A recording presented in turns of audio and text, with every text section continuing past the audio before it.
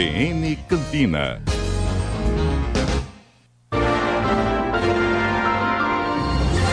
CBN Eleições 2024.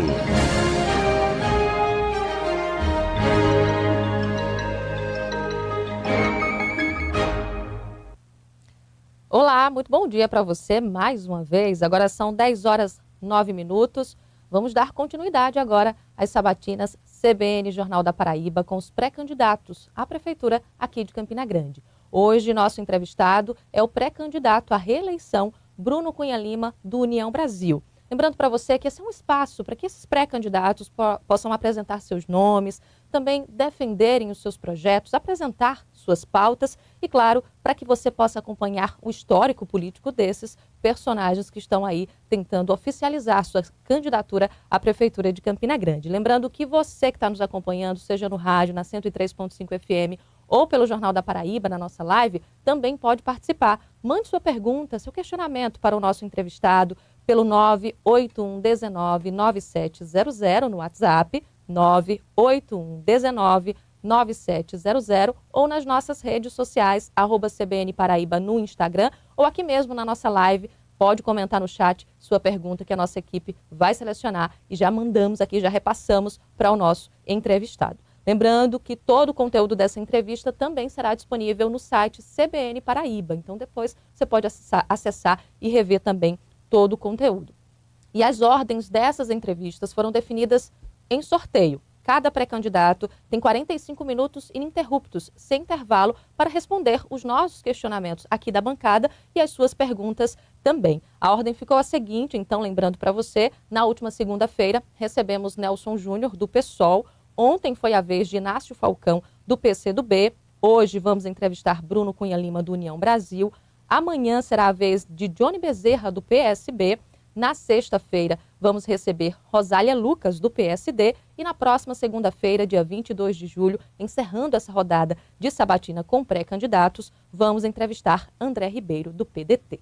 Aqui conosco, o prefeito de Campina Grande e pré-candidato à reeleição, Bruno Cunha Lima. Bruno, bom dia. Bem-vindo à Rádio CBN. Bom dia, Carol. Bom dia, João Paulo, Pedro, a todo o time aqui da CBN Paraíba, em Campina Grande. E começa, acho que faz o pontapé inicial desse debate para as eleições de 2024, abrindo essas sabatinas com pré-candidatos, mas que eu julgo ser extremamente importante para que o cidadão e o eleitor possam acompanhar e estar atentos ao debate que define o rumo da cidade pelos próximos 4 anos. Quem também está aqui comigo, mais uma vez, são nossos colunistas de política aqui da Rede Paraíba, João Paulo Medeiros e Pedro Pereira, que assinam juntos o blog Pleno Poder do Jornal da Paraíba. O pré-candidato sabatinado de hoje já foi vereador aqui de Campina Grande, deputado estadual, foi eleito no primeiro turno das eleições de 2020, o 38º prefeito da Rainha da Borborema, com mais de 111 mil votos. É o nosso entrevistado de hoje. Pré-candidato, eu começo fazendo as perguntas e seu tempo de 45 minutos já começa a contar a partir de agora. O senhor iniciou o seu mandato em 2020 com a base na Câmara com 18 vereadores e apenas 5 na oposição. Atualmente, são 13 na oposição e 10 na base. O seu vice, Lucas Ribeiro, e o grupo dele romperam com o senhor. O presidente da Câmara, Marinaldo Cardoso, e o deputado Tovar também se afastaram. O ex-prefeito de Campina, Romero, que foi seu padrinho político em 2020, também acabou se afastando. Como é que o senhor explica tantos afastamentos durante a sua gestão? O que o senhor faz, aliás, o senhor faz uma meia-culpa em relação à sua condução política nesses 4 anos diante desse cenário de afastamentos? Carol, vamos lá. Primeiro, eu acho que é importante a gente fazer algumas considerações, né? Eu, particularmente, acredito muito que é possível, sim, fazer política e gestão de forma transparente, com honestidade. E dentro do contexto político, isso geralmente causa muito alvoroço. Agora, com relação à Câmara Municipal, nós vivemos aí uma reviravolta, na verdade, 4 vereadores que disputaram e venceram as eleições passadas, enfrentaram processos cujo resultado foi a anulação dos votos deles e 4 saíram do mandato e entraram 4 opositores. Então, só nisso aí a gente já vê a mudança desse tabuleiro das eleições com a saída do deputado Sargento Neto, que era vereador, assume também um oposicionista, alguém que migrou para a oposição em razão, creio eu, de algumas das decisões que nós tomamos de maior transparência, de maior efetividade e eficiência dentro do serviço público. Com relação ao demais, eu não acredito, por exemplo, o presidente Marinaldo é um amigo, mais do que só aliado, é um amigo, aliado de primeira hora. Com relação ao deputado Romero, óbvio que politicamente vem havendo ao longo desses últimos meses uma discussão um pouco mais, como é que eu posso dizer, um pouco mais externalizada a respeito de uma possível candidatura ou não, mas como eu disse, eu acredito muito que é possível sim fazer política com união de esforços. Agora, é óbvio que dentro desse contexto em que a gente vive, não é possível se assimilar todos os interesses. E, nesse caso, a minha relação por exemplo, com a parte da Câmara Municipal é uma relação muito boa com aqueles que são parceiros da gestão, que acreditam que é possível, sim, tomar medidas e fazer um norte político e administrativo que venha a solucionar o problema das pessoas, como, por exemplo, Feira Central de Campina Grande, como, por exemplo, segunda etapa do Canal do Bodocongó, Canal do Prado, abertura de avenidas, pavimentação de ruas.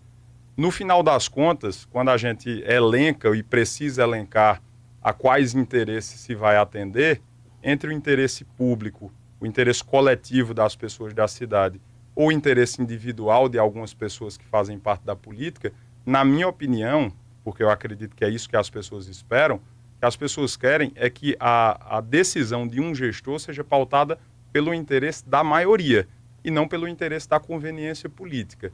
E com relação a isso, aí eu sou extremamente bem resolvido e prefiro arcar aí com um debate político mais intenso do que abrir mão das minhas convicções e das convicções que, como eu disse no princípio, que me fazem fazer com que a gestão pública, enxergar a gestão pública como um instrumento de políticas públicas para fazer o bem e atender o interesse da coletividade. Prefeito, bom dia. Então, só para ficar claro, o senhor não faz nenhuma meia-culpa com relação à condução, porque muitos comentam nos bastidores de uma possível falta de habilidade sua, enquanto gestor, nessa relação com a Câmara, por exemplo, e com outros atores políticos. O senhor não faz nenhuma meia-culpa com relação a isso?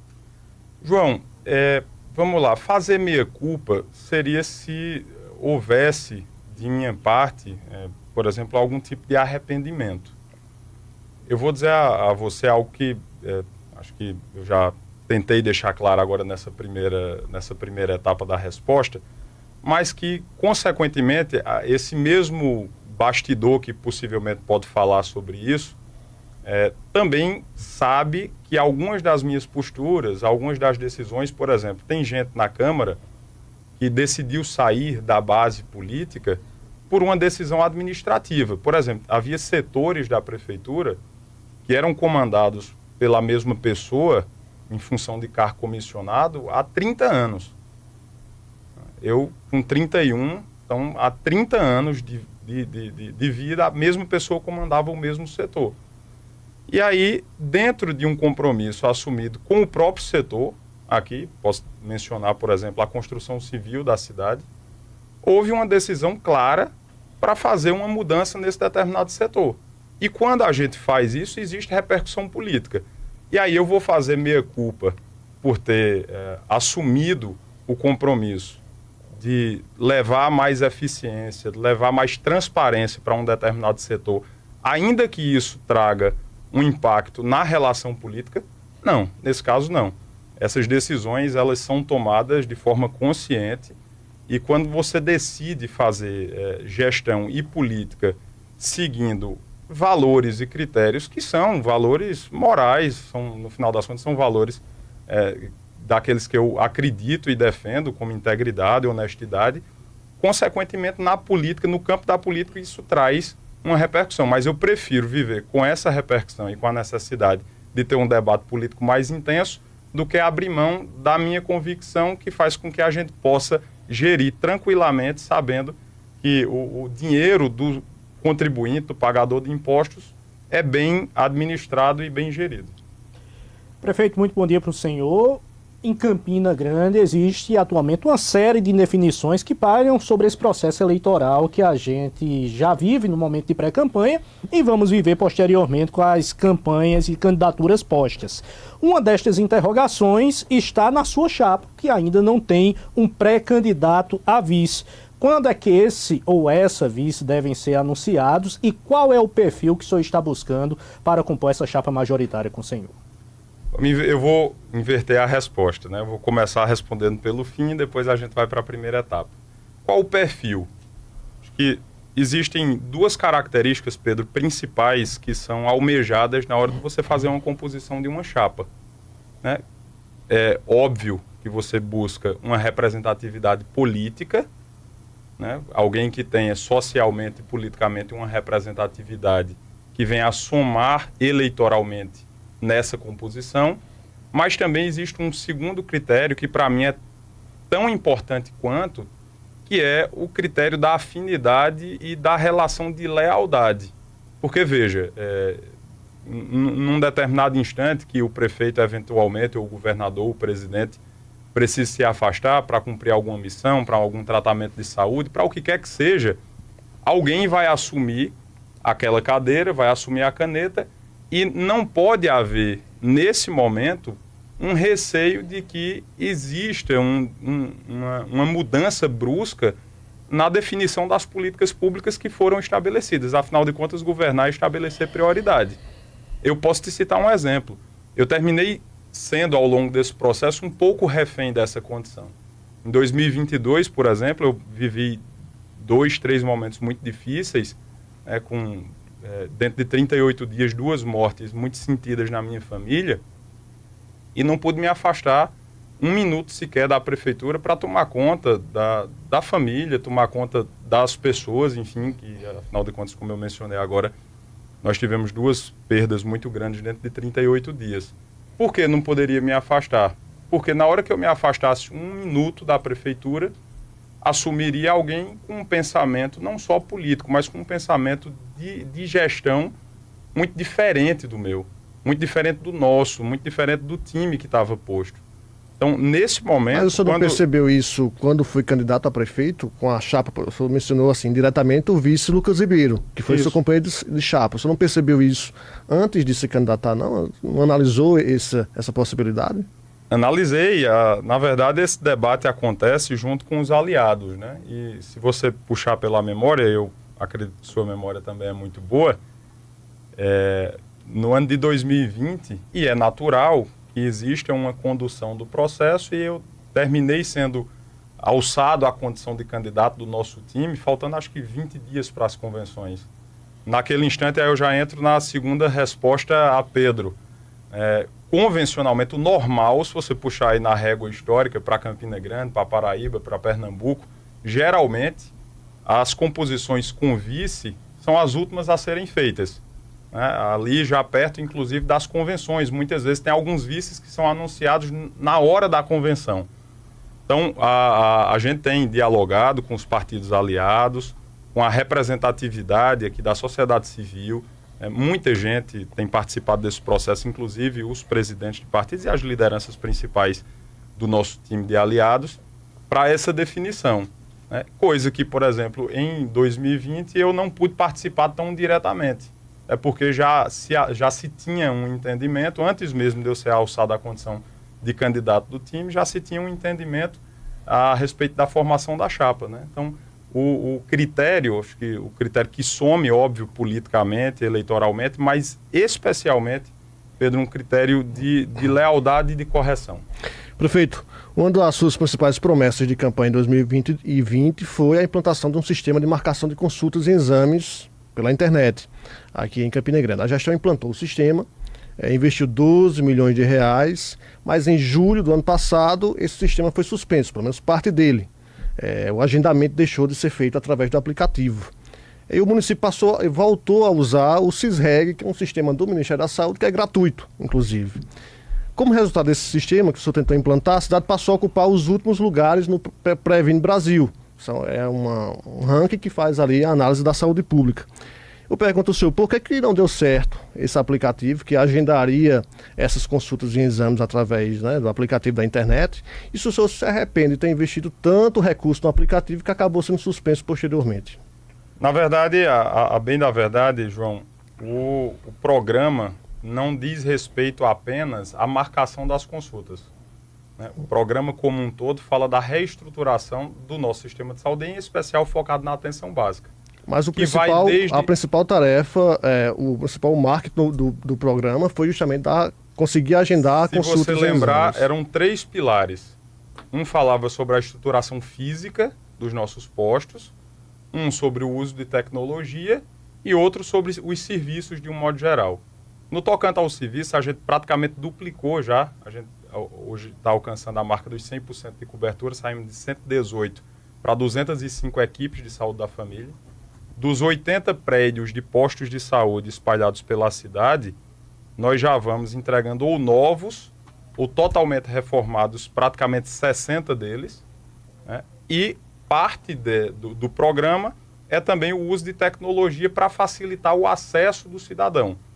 Nós tomamos uma decisão de usar um sistema que, num primeiro momento, não funcionou completamente, embora tenha funcionado de forma muito eficiente, por exemplo, na gestão das farmácias dos postos de saúde, no acompanhamento da distribuição dos medicamentos. Porém, nós retornamos ao sistema de marcação do SISREC, que é o sistema de marcação do Ministério da Saúde. E existe hoje um aplicativo na cidade em funcionamento, chamado Campina Com Você, que permite ao cidadão fazer essas marcações. Foi lançado aí há pouco mais de um mês, talvez 2 meses, e nós temos tido um sucesso muito grande, onde o cidadão tem, a partir do aplicativo no celular, acesso a mais de 100 serviços da prefeitura, que vão desde poda de árvore, iluminação, até a marcação de exames e consultas. Isso tem sido extremamente bem sucedido ao longo desses 2 meses em que ele foi lançado. Então, eu acredito muito que é possível sim, como, por exemplo, esses dias eu estive inaugurando, esses últimos meses, inaugurando o antigo Centro de Saúde da Bela Vista. Nós fizemos uma reforma completa e transformamos numa policlínica. A unidade mista de Galante, onde na semana passada eu tive a oportunidade de ir lá fazer a reinauguração, depois de muitos anos fechada, foi inaugurada pelo poeta Ronaldo lá nos anos 90, e hoje fornece mais de 15 especialidades de atendimento, com laboratório, atendimento médico, com especialista lá para o distrito de Galante, por exemplo. Então, o nosso compromisso é de estruturação completa, que passa também pelo uso de tecnologia que está disponível para o cidadão. Então, mas por que, volta à pergunta inicial, por que esse sistema, o aplicativo inicial, não deu certo? E se o senhor se arrepende de ter contratado um serviço que acabou custando caro para os cofres municipais e depois teve que ser suspenso por conta de que não funcionou na prática? Na verdade, o que a gente tem em matéria daquele aplicativo, acho que a ideia central dele era de fato muito boa, não só do aplicativo, é o sistema, na verdade. O sistema que vai desde o receituário do médico ao acompanhamento da marcação da consulta. Nós tivemos em alguns locais, em alguns postos, funcionando muito bem, em outros sem funcionar tão bem, especialmente pela necessidade de adaptação do nosso corpo profissional e do nosso corpo técnico. Quando você faz um movimento, você mexe com uma estrutura, que é uma estrutura muito, como é que eu posso dizer, muito enrijecida muitas vezes.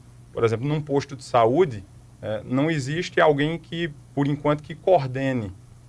Então, cada um é senhor ali do cumprimento da sua carga horária. Então, enfim, eu particularmente, eu vejo que a medida que nós tomamos de mudar o formato de gestão desse quadro de horários de profissionais foi muito positiva. O cidadão que sabe, por exemplo, que faltava médico em posto de saúde, que muitos funcionários saíam antes do horário ou chegavam tarde, a gente passou a cobrar isso muito mais efetivamente, né, a partir daquele movimento também de integração com o novo sistema. O sistema não foi totalmente bem sucedido, não foi. Por isso, nós demos um passo atrás, só para lhe trazer a informação, parte dos valores foram glosados por não cumprimento da empresa. Então, nem o valor inteiro não foi pago, porque como não foi tudo executado conforme estava no contrato, nós glosamos e não pagamos parte do contrato em formato de punição, notificação e punição por descumprimento contratual. Vou trazer agora a participação dos nossos ouvintes e web espectadores também, porque essa, inclusive, ainda na área da saúde, lembrando que, inclusive, na nossa enquete no Instagram, mais uma vez, os assuntos mais apontados, né, para que possamos abordar aqui na nossa entrevista foram saúde e educação. E essa pergunta também segue na área da saúde, uma das mais questionadas, inclusive, pelos ouvintes, que é em relação ao Hospital da Criança. O Hospital da Criança, no governo de Romero, no fim já do mandato, ele entregou a primeira parte da obra, que acabou não tendo sequência. Inicialmente, o senhor disse que não havia dado continuidade à obra por conta de entraves administrativos, mas em setembro do ano passado, o senhor prometeu reabrir reabrir a unidade até o fim do ano, ou seja, não havia pendências até então impedindo essa abertura, mas até o momento o Hospital da Criança está sem funcionar e a obra não teve continuidade. Por que isso? Inclusive os ouvintes questionam quando é que essa unidade hospitalar vai de fato funcionar. Pessoal, com relação ao atendimento pediátrico, Carol, logo que nós assumimos, nós fizemos uma avaliação e uma análise de todos os nossos serviços e foi compreendido que havia, de fato, a necessidade da estruturação de uma rede de atendimento pediátrico. Isso, Campina Grande, João Pessoa, Recife, todas as cidades que servem de polo passam por demandas de atendimento pediátrico por dois fatores. Uma demanda muito grande e também uma baixa quantidade de profissionais que atuam, por exemplo, pediatras atuam no serviço público. Com isso, nós decidimos estruturar essa rede e fazer a descentralização de diversos serviços. Por exemplo, hoje nós levamos, eu acabei de mencionar a policlínica daqui da Bela Vista. Criamos uma policlínica inteiramente nova no bairro da Liberdade, na rua Pernambuco. Reabrimos a unidade mista de Galante. Estendemos diversos dos nossos serviços, como, por exemplo, criamos um ambulatório de pediatria e uma emergência de pediatria no Hospital Municipal Pedro I. Levamos atendimento lá para o Centro de Saúde Francisco Pinto. Nós distribuímos o atendimento pediátrico de baixa complexidade e de média complexidade para outros pontos, porque nem todo atendimento pediátrico é necessário ser atendimento hospitalar. Isso fez com que o hospital ficasse focado nos atendimentos de média e alta complexidade. Fora isso, uma série de investimentos no atual Hospital da Criança. Isso nos permitiu sair, por exemplo, de 6 leitos com sistema de gases, um exemplo, para 52 leitos com sistema de gases, entendendo que boa parte das internações ou dos casos que levam uma criança a um hospital são doenças do trato respiratório, nós fizemos ali uma série de investimentos, de qualificações, e óbvio ainda existe para mim um desafio muito grande com relação àquela obra ali na Avenida Floriano Peixoto, nas proximidades ali do Hospital de Trauma, um pouco antes do Hospital de Trauma. Esse é um desafio que ainda está posto para a gestão, que é o de podermos dar uma utilidade àquele prédio, ou parte daquele prédio que pode ser utilizado. Nós chegamos a apresentar um projeto que, na minha visão, é a solução, é a criação de um hospital materno-infantil, porque resolveria 2 problemas com uma solução só. Um deles é o Hospital da Criança e o outro é a maternidade, que esse ano agora completa 73 anos de fundação. Então, com isso, a gente consegue resolver 2 problemas e entregar um hospital novo qualificado. O ponto são os investimentos. Você, para fazer um hospital desse montante, ou enfim, ainda que fosse um hospital apenas pediátrico, você parte na casa do investimento só de obra física de cerca de 100 a 150 milhões de reais. E aí, com esse investimento, a necessidade de você fazer, se você bem lembrar, nós entramos com um processo, uma ação contra a empresa que executou parte ou executou aquela primeira etapa da lei da obra, pedindo a devolução de recursos pelo descumprimento de cláusulas contratuais e por entender que parte daquela obra que está lá, enfim, que agora vai funcionar, o atendimento ambulatorial materno-infantil e o hospital de Amor, né, vai ser o núcleo do Hospital de Amor, do Hospital de Câncer de Barretos aqui a partir dos próximos dias, os equipamentos já estão sendo montados, parte daquela estrutura ali, ela não tem condições de atender uma demanda hospitalar por questões técnicas. Eu cheguei inclusive a mencionar isso. São questões que dizem respeito a uma especificidade de obra. A obra que constrói um hospital, a norma técnica para construir um hospital é diferente de uma obra de construção de uma escola, por exemplo. Então, fruto disso tudo, nós entramos na justiça contra a empresa, que foi a executora daquela primeira etapa, e eu acredito firmemente que, como eu disse, depois de diagnosticar que era necessário estruturar uma rede de atendimento pediátrico, e essa rede, de fato, foi ampliada, qualificados os serviços dentro do próprio Hospital da Criança, ainda existe um desafio para aquela obra que está ali posta, e que uma meta de governo nossa poder entregar essa solução, como eu disse, dentro daquele projeto do Hospital Materno. Prefeito, só sendo mais objetivo, até nosso ouvinte perguntou quando ele irá ser reaberto ou aberto, né, pela primeira vez. Eu tenho duas questões. Primeiro, se o senhor não acha muito tempo, 3 anos e meio com a obra paralisada, inacabada, sem dar continuidade. E ponto 2, o senhor prometeu em setembro a reabertura, até o fim do ano passado. Reabertura não. Abertura, isso. Por que essa promessa não foi cumprida?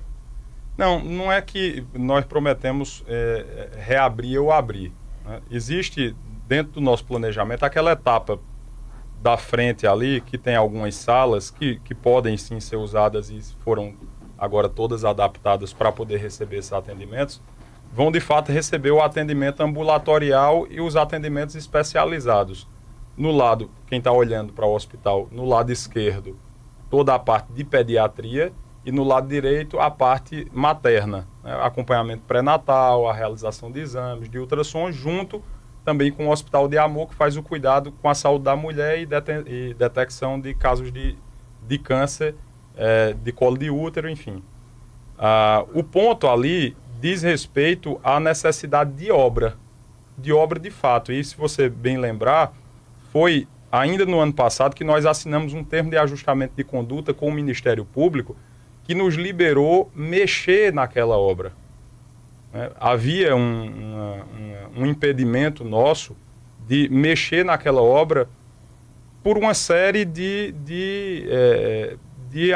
necessidades de prestação de contas, o processo que nós entramos contra a construtora. Essas avaliações todas, João, que nos levaram à necessidade de apresentar novos projetos, inclusive ao próprio Ministério Público, a fim de que o Ministério Público nos levasse a assinar esse termo de ajustamento de conduta que nos permite mexer naquela obra. E se você, como eu disse, bem lembrar, nós assinamos esse termo de ajustamento de conduta e logo depois iniciamos as intervenções que eram necessárias para colocar serviços de saúde lá. Então, isso foi assumido esse compromisso e, como eu disse, está sendo cumprido, e o Hospital de Amor deve começar a funcionar dentro de poucos dias, junto com atendimento também de cuidado com a mulher e de pré-natal para as nossas grávidas. Prefeito, a gente falou agora de saúde, a gente fala de outro ponto extremamente importante para uma gestão, que é a questão da geração de empregos. Campina Grande, no ano passado, sofreu com a geração deficitária de quase 1.000 postos de trabalho. Teve dados extremamente negativos no conjunto anual junto ao CAGED. Aqui o senhor atribui esses números que, se a gente comparar com anos anteriores, foi um ponto fora da curva, e o que fazer para, num futuro complemento da sua gestão, numa futura reeleição, melhorar esses números apresentados na geração de emprego na nossa cidade? Pedro, os dados do CAGED são excelentes para fazer o acompanhamento da geração de empregos numa cidade e num estado. Esses dados, inclusive, são dados públicos, qualquer pessoa pode entrar no site, no portal lá do novo CAGED para fazer esse acompanhamento. E esses dados, inclusive, apontam para o fato de que, por exemplo, no ano de 2021, nós encerramos o ano com 7.706 novas vagas criadas, de emprego formais criadas na cidade. No ano de 2022, foram 5.438 vagas. Só no primeiro quadrimestre desse ano, são 1.154 vagas novas criadas, abertas, na cidade de Campina Grande. O ano passado, o ano de 2023, foi marcado por uma instabilidade dentro de um dos setores que mais empregam dentro daqui de Campina Grande, na cidade, que é o setor calçadista. Esse mesmo CAGED, esse portal que você pode acessar e qualquer cidadão pode acessar, ele estratifica a área, o setor da economia responsável pela criação ou responsável pelo fechamento das vagas. E se você observar, dentro dessa estratificação que está lá posta, a indústria de beneficiamento de calçados foi a responsável pela maior redução, foi responsável, na verdade, pelas reduções, pelas demissões que aconteceram, grande parte, na Alpargatas, que é uma das maiores empregadoras, tinha quase 9 mil funcionários aqui na cidade. Então, com essas reduções, houve, de fato, no ano de 2023, um impacto, porém, no setor da construção civil, no setor do comércio, no setor de serviços, nós tivemos saldo positivo. Assim como eu acabei de mencionar, nos anos de 2021, 2022 e no primeiro quadrimestre de 2024.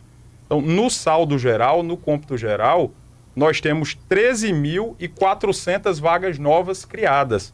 Esse é o maior volume para um período de 3 anos e 4 meses, registrados, acho que nos últimos 20 anos.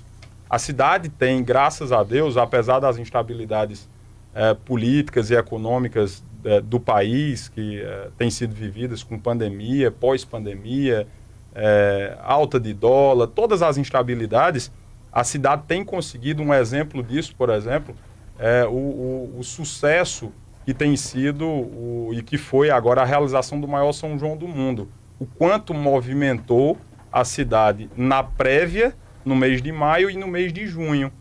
Nós estamos agora na expectativa para a divulgação dos dados do CAGED do mês de junho, que vai acontecer dia 30 desse mês, entendendo que nós vamos continuar com essa curva de crescimento exponencial. Campina Grande tem vivido um momento muito importante na geração de emprego, parte disso também puxado pelos investimentos da prefeitura, por grandes obras. Nós temos obras, tínhamos até bem pouco tempo no Parque Linear da Avenida Dinamérica, obra no canal da Liberdade, no canal de Bodocongó, investimentos importantes também em pavimentação, são quase 400 ruas já pavimentadas, fora outras que estão sendo. Então, tudo isso, puxando junto com o setor de comércio e de serviços, são os grandes responsáveis pelo emprego aqui na cidade de Campina Grande. Nós temos uma curva muito positiva de geração de emprego e de geração de renda aqui na cidade. E como eu disse, essa relação, quer seja, por exemplo, quando nós criamos um instrumento fenomenal que foi o Tarifa Zero. Nós criamos no ano passado o Tarifa Zero, que é uma forma de também estimular o nosso comércio. Como? No primeiro sábado de cada mês, a tarifa é zero, a catraca é livre no sistema de transporte público coletivo de Campina Grande. Para quê, Bruno? Para aproveitar com o salário, né, onde quem trabalha especialmente na iniciativa privada acabou de receber seu salário, estimulando a consumir aqui na um instante de competição muito grande com os meios digitais. E na hora que a gente facilita, por exemplo, a mãe de família que no sábado vai à feira com a filha, ao invés de pagar R$ 4,30 da passagem de ida dela e da filha e R$ 4,30 das duas para voltar, eles economizam quase R$ 20. Isso pode ser investido aqui na cidade, na Feira Central, no Mercado da Liberdade, no Mercado das Malvinas. E fora isso tudo, todo o investimento, só para você ter ideia, agora no último mês de junho, no dia do Tarifa Zero, nós transportamos 53 mil pessoas com catraca livre, com o Tarifa Zero. Então, todos a relação com o setor produtivo, com o CDL, com a associação comercial, fazendo esses investimentos, tudo isso proporciona um ambiente de negócios que é favorável à geração de emprego e renda. Vamos trazer agora outros assuntos também na área de infraestrutura, planejamento urbano, que acaba também chegando ao meio ambiente. E eu vou trazer já questionamentos dos nossos ouvintes. O Josué Santos, lá de Galante, está questionando sobre a pavimentação lá nas ruas do distrito, que ainda faltam ser pavimentadas, assim como o nosso ouvinte, o Antônio Medeiros, também está questionando, só que aí nas ruas lá de São José da Mata. E tem também ouvintes questionando sobre os bairros aqui do centro da cidade, como também bairro das Malvinas. E um outro questionamento ainda nessa linha do planejamento está sendo feito pelo Charles Berg da Silva, o Adriano Barbosa e o Edivan Araújo. Eles estão perguntando sobre a praça prometida para os motoristas de aplicativo. Eles certamente devem ser motoristas de aplicativo. E ainda nessa questão do planejamento, vou complementar essas duas perguntas, questionando sobre um plano para o transporte público aqui em Campina Grande, que foi anunciado pelo senhor, mas que até então ainda não foi anunciado. Esse plano ele ainda vai ser posto em prática? O senhor pretende ainda ampliar esse plano para um próximo mandato, se reeleito? Vamos lá. Josué acho que falou sobre Galante e Antônio Medeiros sobre São José da Mata. Esses dois distritos têm recebido um volume de investimentos agora, na última semana retrasada, até quando foi permitido participar de eventos, inaugurações. Eu tive a oportunidade de ir ao distrito de Galante, não só inaugurar a unidade mista, mas também fazer a entrega de 12 ruas pavimentadas. E tem outras agora, tem outras 10 ruas para serem pavimentadas ou já sendo pavimentadas no distrito de Galante. Lá em São José da Mata são 30 ruas. Parte delas já foi pavimentada, cerca de 10 ruas em paralelo e mais 10 ruas em asfalto já foram pavimentadas e outras estão sendo pavimentadas nesse exato momento. Tanto em São José da Mata quanto em Campo de Angola. Isso faz parte desse nosso plano de investimentos e desses investimentos que têm acontecido de forma muito eficaz, quando, por exemplo, ali nas proximidades do Amigão. Quem conhece ali, por exemplo, a rua Saturnino de Brito Filho, na lateral do Amigão, talvez lembre o problema que a Saturnino vivia durante o período de chuva. A água invadindo as casas ali da Saturnino e das ruas laterais. A Mário Rodrigues Coura, por exemplo, lá na Ramadinha. Mesma forma, durante o período de chuva, um desespero, a água invadindo essas casas. Rua Maria Gomes Carneiro, ali na região do Tambor, na lateral da antiga Volvo. Todos esses investimentos aconteceram aqui bem próximo de onde a gente está. Se você for aqui no Jardim Continental, foram 15 ruas pavimentadas, o bairro hoje é totalmente pavimentado. Bairro dos Cuitéis também, nós fizemos a pavimentação dessas ruas em ambientes mais centrais, como por exemplo o 40, ali na Vila Ferroviária. Todas as ruas da Vila Ferroviária no bairro do 40 foram pavimentadas.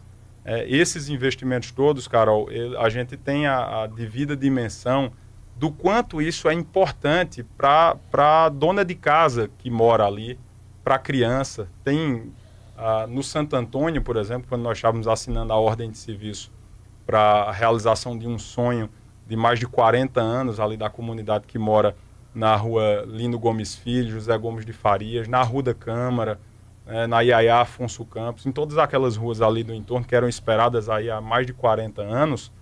Eu vi o depoimento de uma mãe que mora na rua Cláudio Alves da Silva, que tem um filho com deficiência, com síndrome de Down e outras comorbidades, com 16 anos, que falava o quanto aquela obra seria importante para ela, porque durante o período de chuva o filho ficava impossibilitado, como ele tem uma rua enladeirada e ele tem dificuldade de locomoção, durante esse período de chuva ele ficava impossibilitado de sair de casa, de ir para a aula, porque quando ele era pequeno ela conseguia carregar nos braços, mas agora quase um homem feito com 16 anos não consegue mais.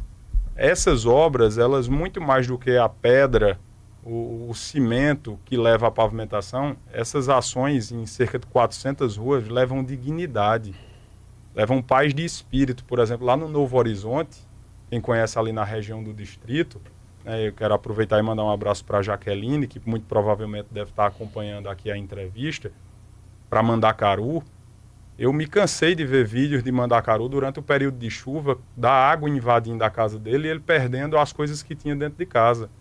Felizmente, essa não é mais uma realidade, porque as ações de drenagem já foram feitas e agora a pavimentação das ruas lá do Novo Horizonte está acontecendo, realizando muito mais do que uma obra, conseguindo levar dignidade para as pessoas que moram nessas tantas regiões, como eu mencionei aqui agora há pouco, lá no Ronaldo Cunha Lima da mesma forma, no bairro da Catingueira também da mesma forma. E por compreender isso, a gente tem feito esses investimentos espalhados tanto na zona urbana quanto na zona rural, na sede e nos distritos, junto com uma série de outras intervenções, como, por exemplo, a construção de praças, a qualificação desses espaços para que a vida aconteça nesses espaços, para que as pessoas possam conviver e viver com qualidade, junto com iluminação em LED, que traz mais segurança, traz mais conforto. Então, essas ações todas, elas permitem a gente entregar mais vida na vida das pessoas, não só uma obra, né? Com relação à Praça dos Motoristas de Aplicativo, essa praça está garantida ali no bairro do Catolé, as imediações da Avenida Elpidio de Almeida. Nós fizemos um primeiro pacote, existem 10 praças hoje sendo executadas na cidade, praça no Novo Araxá, praça no Promorá, 2 praças no Ronaldo Cunha Lima, 2 praças no Aloysio Campos, desculpa, 1 praça no Ronaldo Cunha Lima, praças espalhadas na cidade toda, a Praça Zé Américo ali nas proximidades do Parque da Criança. E no segundo lote dessas praças está inserida a Praça dos Motoristas de Aplicativo e também dos entregadores. A gente sabe que existe uma demanda muito grande hoje de um ponto de apoio para que eles possam fazer suas refeições, para que eles possam descansar, para que eles possam, de fato, ter um momento de descompressão, né? Aproveitar melhor ali o dia e não ficar só na sobrecarga dentro do carro, trabalhando o tempo inteiro. Então, essa praça está garantida. Agora eu não anotei o nome dos rapazes que perguntaram. Prefeito, sobre transporte público, que eu acho que também foi a pergunta do nosso ouvinte, né? Eu lembro que em 2021 o senhor anunciou um projeto que previa a construção de terminais de integração, também na verdade. De praças de integração, também linhas que circulassem especificamente dentro dos bairros. Por que é que isso não avançou? Avançou e tem avançado muito, né? Por exemplo, quando nós fizemos a primeira avaliação do sistema de transporte público, nós alcançamos um sistema que tinha uma idade média de frota dos carros de 12 anos. A gente vem passando por um processo de revitalização e de renovação dessa frota. Hoje a nossa frota tem menos de 6 anos de idade média, então em pouco mais de 2 anos a gente já conseguiu reduzir em mais da metade. Um outro ponto, em 2022... Campina, junto com Maringá, no Paraná, foram as 2 únicas cidades do Brasil que, ao invés de subir o preço da passagem de ônibus, conseguiram baixar o preço da passagem de ônibus. E hoje, Campina Grande tem uma tarifa de R$ 4,30, uma tarifa pública de R$ 4,30, João Pessoa tem de R$ 4,90, por exemplo. Diversas outras cidades passam dos R$ 5,00. Campina Grande, embora ainda seja um valor alto, mas hoje tem a segunda menor tarifa do Nordeste, uma das tarifas menores do Norte e Nordeste do Brasil para cidades do nosso porte. Então, a gente passa por uma ampliação da frota, ampliação do número de veículos, renovação dessa frota, né? E a implantação desse novo sistema passa pela construção dessas praças que eu acabei de mencionar aqui com Carol. Porque eu não posso simplesmente mudar completamente um sistema em que as pessoas são acostumadas há 40 anos, há exatos 40 anos. Ele foi implantado entre 83 e 84, ainda pelo poeta Ronaldo. E fazer com que, por exemplo, a praça lá do bairro dos Portais passe a ser uma praça em que funciona integração sem ter uma estrutura mínima para as pessoas. Aí a gente não pode mudar um sistema completamente sem que essas estruturas, nós não estamos falando de construção de terminais, mas de construção de estruturas, como, por exemplo, lá no Aloysio Campos, as obras estão muito adiantadas. Lá no bairro das Cidades, onde vai funcionar uma dessas praças, ali nas proximidades do Major Veneziano, Pedro Gondim, bairro das Cidades, as obras também estão super avançadas, porque isso vai permitir as pessoas conviverem ali para a prática de esporte, para serviço, para comércio e também para se utilizar do transporte público. Porque imagina, Carol, especialmente você que é mulher, vai entender isso mais do que nós homens. Imagina se a gente faz ou muda um sistema e coloca uma mulher para ficar numa praça escura, abandonada, ou num local esperando um ônibus chegar para poder entrar no serviço, para poder entrar no transporte público. A gente precisa ter uma responsabilidade muito grande de ofertar conforto, sim, mas especialmente segurança. Então, toda a medida que tem sido tomada, né, Campina Grande, como eu disse, baixou o preço da passagem de ônibus. Hoje tem uma das tarifas, embora ainda seja alta, mas é uma das tarifas mais baratas do norte e nordeste do Brasil. A renovação dessa frota acontece de forma sistemática.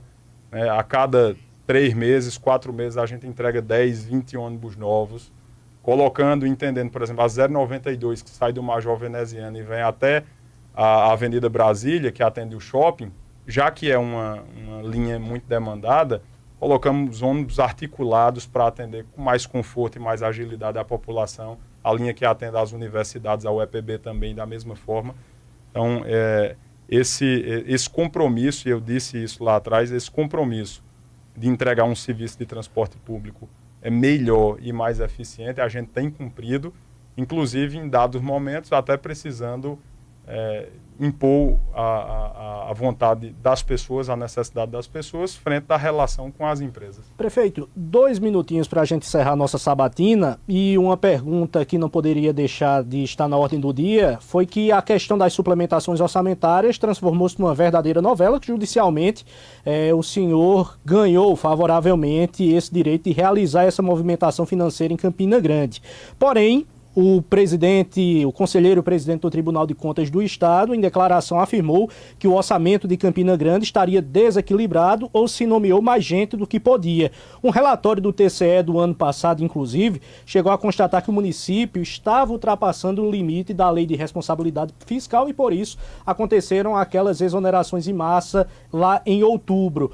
O senhor se arrepende de ter deixado a situação chegar a esse patamar, e como é que o senhor observa essa questão? Eu vou pedir para que o senhor responda e já emende com suas considerações finais, que a gente tem menos de um minuto. Muito pelo contrário, Pedro, eu acho que você precisa rever aí, não houve da nossa parte, houve concurso, nós realizamos concurso. Da nossa parte, muito pelo contrário, não houve desrespeito à Lei de Responsabilidade Fiscal de forma alguma, muito pelo contrário. E o entendimento do Tribunal de Contas é exatamente no sentido contrário ao que foi afirmado. O Tribunal de Contas tem compreendido e tem visto todos os esforços para a realização desses concursos, para a garantia de transparência nessas informações. E ano passado, eventualmente o que aconteceu e todo mundo acompanhou, foram as reduções dos repasses do governo federal para os municípios, coisa que afetou João Pessoa, coisa que afetou Campina Grande, coisa que afetou todas as cidades do país com relação aos repasses de FPM, que depois, lá na reta final do ano, foram sanados, ou em parte foi sanado, e isso, felizmente, foi reequilibrado sem nenhum tipo de prejuízo, muito pelo contrário. A gente faz de uma forma muito transparente essa gestão e garante que esses serviços aconteçam, que concursos aconteçam, que as pessoas sejam nomeadas e que a gente qualifique o serviço público. Por fim, quero agradecer Carol, Pedro, João Paulo, a toda a equipe aqui da CBN, da Rede Paraíba, desejar sucesso nessa empreitada e, claro, dizer que nós estamos aqui sempre à disposição. Essa foi a nossa sabatina de hoje com o pré-candidato à reeleição Bruno Cunha Lima, do União Brasil.